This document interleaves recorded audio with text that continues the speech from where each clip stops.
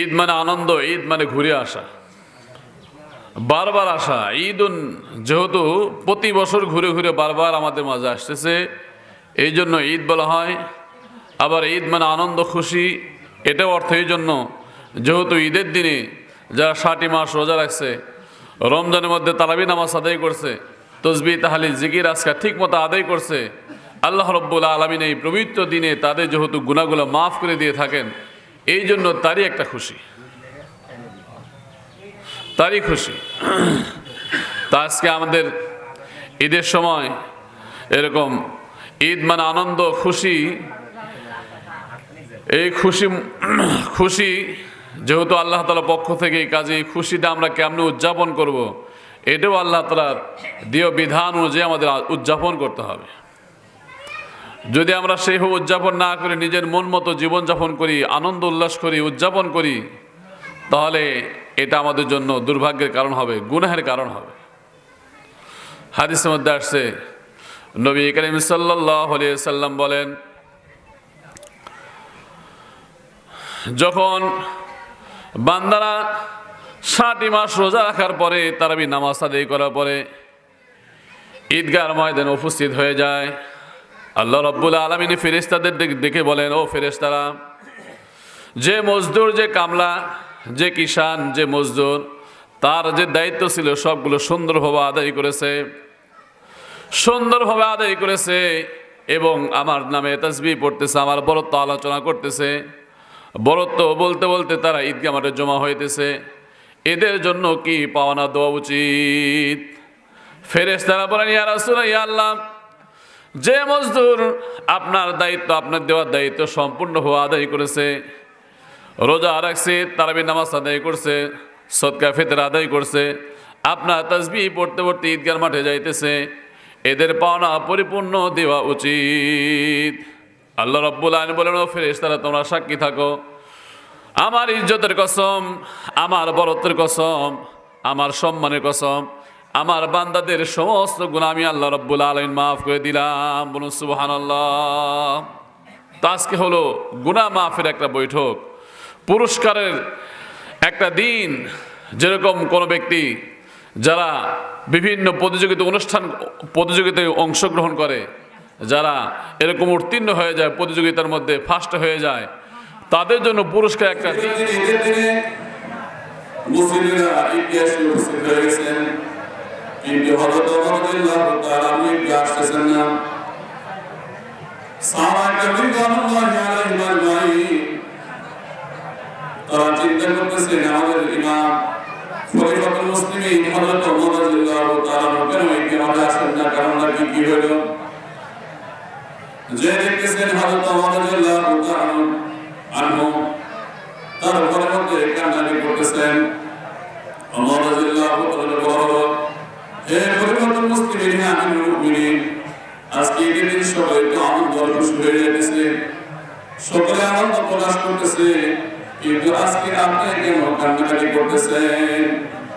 হযরত ওমর রাদিয়াল্লাহু তাআলা বলেন, আমি এই জন্যই কান্নাকাটি করতেছি, এই জন্যই কান্নাকাটি করতেছি যে আল্লাহ রাব্বুল আলামিন রমজান মাস দিয়েছেন আমাদের গুনাহ মাফের জন্য। রাসূলুল্লাহ সাল্লাল্লাহু আলাইহি ওয়াসাল্লাম বলেছেন, যারা রমজান মাস পাইল, রমজান মাস পাওয়ার পর গুনাহ মাফ করে দিতে পারল না, সে ব্যক্তি ধ্বংস হয়ে যায়। আমি সে আল্লাহর কাছে কান্নাকাটি করতেছি যে আল্লাহ, রমজান মাস শেষ হয়ে গেল, আমার গুনাহ মাফ হয়েছে কিনা জানি না, এই জন্য আমি কান্নাকাটি করে সেই মহান রব্বুল আলামিনের নিকট মাফি চাইতেছি।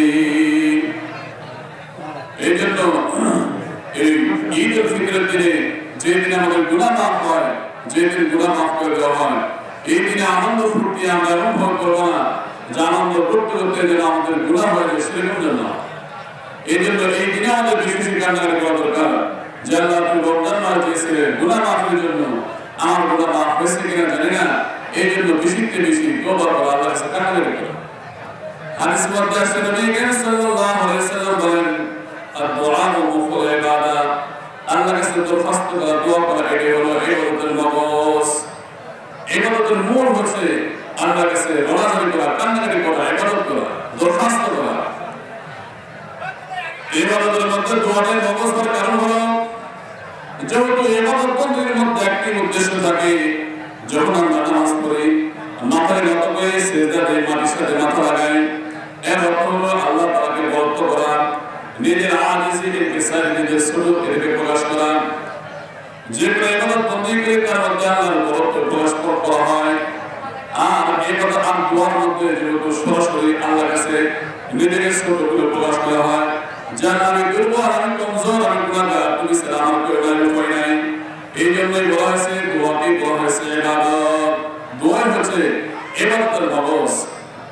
আল্লাহ রাব্বুল আলামিন কোরআনের মধ্যে বলেছেন, وَلِتُكْمِلُوا الْعِدَّةَ وَلِتُكَبِّرُوا اللَّهَ عَلَى مَا هَدَاكُمْ وَلَعَلَّكُمْ تَشْكُرُونَ। আল্লাহ রাব্বুল আলামিন আয়াতের মধ্যে আমাদেরকে একটা সান্ত্বনা বাণী দিয়েছেন, বান্দারা তোমরা হয়তো মনে করবা যে আমি রমজানের রোজা আছি, রমজান মাসে তারাবি নামাজ পড়ছি, সাদকাতুল ফিতর আদায় করছি, এরপরও যেভাবে ইবাদত করার কথা ছিল সেইভাবে ইবাদত করতে পারি নাই, আমার ইবাদত কবুল হয়েছে কিনা জানি না। এই জন্য তোমরা হয়তো আশঙ্কা করবা হয়তো আমার রহমত থেকে তোমার নৈরাশ হয়ে যাবে। এই জন্য আল্লাহ রাব্বুল আলামিন সান্ত্বনা দিয়েছেন, ও বান্দা তোমরা টেনশন করো না, তোমরা এই নিয়ে ফিকির করো না। ওয়ালিতুকমিলুল ইদ্দাতা, আমি তো তোমাদেরকে দিয়েছি একটা নির্দিষ্ট একটা সময়, একটা মাস রমজান রোজা দিয়েছি, তোমরা শুধু এই সংখ্যাগুলো পূরণ করো, আমি আল্লাহ রাব্বুল আলামিন তোমাদের ভুলগুলি সহ তোমাদের ইবাদতগুলো কবুল করে নিব। সুবহানাল্লাহ। এই জন্য এরকম আশঙ্কা করার দরকার নাই যে এতই রমজান রোজা রাখলাম, হলো কি নাই হলো কি বের হয়, সেরকম না। আল্লাহ তাআলা বলেছেন, ওয়ালিতুকমিলুল ইদ্দাতা, তোমরা আমার সংখ্যাকে পরিপূর্ণ করো, তোমাদের যে রমজান মাসে রোজা দিয়েছি এটা পরিপূর্ণ করো, বাকি রহমত দেওয়া, এটাকে কবুল করে দেওয়া, তার প্রতিদান দেওয়া, পুরস্কার দেওয়া দায়িত্ব আমার। সুবহানাল্লাহ। এই জন্য আমরা আল্লাহর কাছে আশাবাদী, আমরা আল্লাহর কাছে দরখাস্ত করবো, আশা করবো যে আল্লাহ রাব্বুল আলামিন আমাদেরকে, আমাদের রোজা করছি, তারাবি নামাজ আদায় করছি, অবশ্যই আল্লাহ তাআলা আমাদের কবুল করে নিচ্ছে। এবং সাথে সাথে আখিরাতকে ভুলে যাওয়া যাবে না, আখিরাতের কথা আমাদের স্মরণ রাখতে হবে। আজকে ঈদুল ফিতরের দিন, এটা হলো গুনাহ মাফের একটা সময়, আজকে পুরস্কার দেওয়ার দিন। আজকে ঈদের রাত্রিতে কোরআন হাদিসের মধ্যে আসে, ঈদের রাত্রিতে ফেরেশতারা আসমানের মধ্যে ঘোষণা দেন, এটা হলো লাইলাতুল জাইজা, এটা হচ্ছে পুরস্কার দেওয়ার একটা রজনী। গত রাত যে ছিল যে গেল, এটা হলো পুরস্কার দেওয়ার রজনী চলে গেল। তো যখন কাজ করলো পুরস্কার দেওয়ার একটা মাহফিল, এই জন্য যারা পুরস্কার তারাই পাবে যারা পুরস্কার পাওয়ার মতো কাজ করছে, যারা কাজ করে তারা পুরস্কার পাবে না। এই জন্য আজকে যেহেতু আল্লাহ আমাদেরকে গুনাহ মাফ করে দিবেন, এটা হচ্ছে বড় পুরস্কার।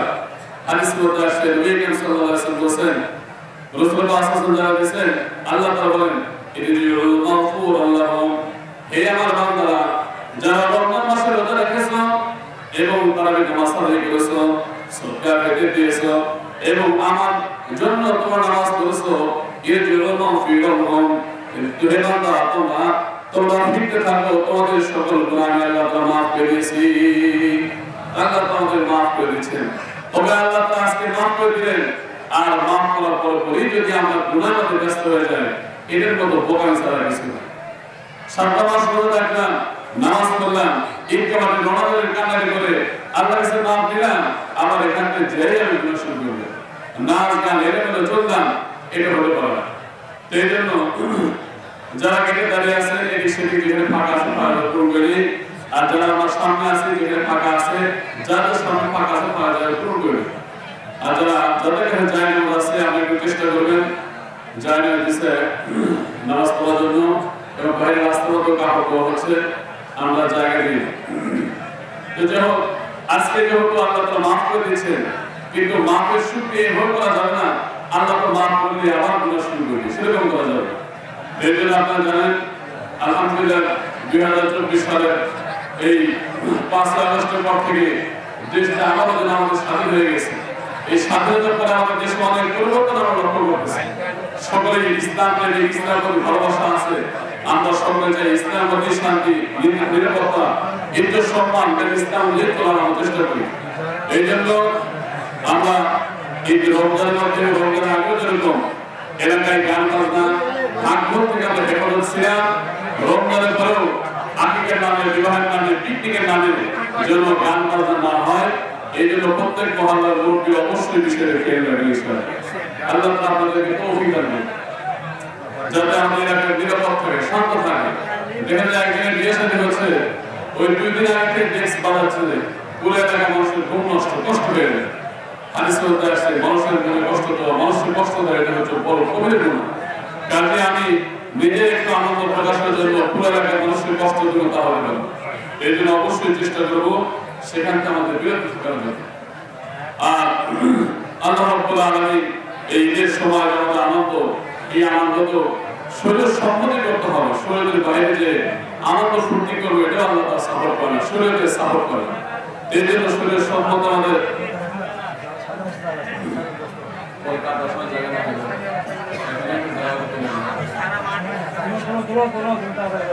এই জন্য এখানে আরেকটা কাজ আমাকে করা যায়, আমাদের সব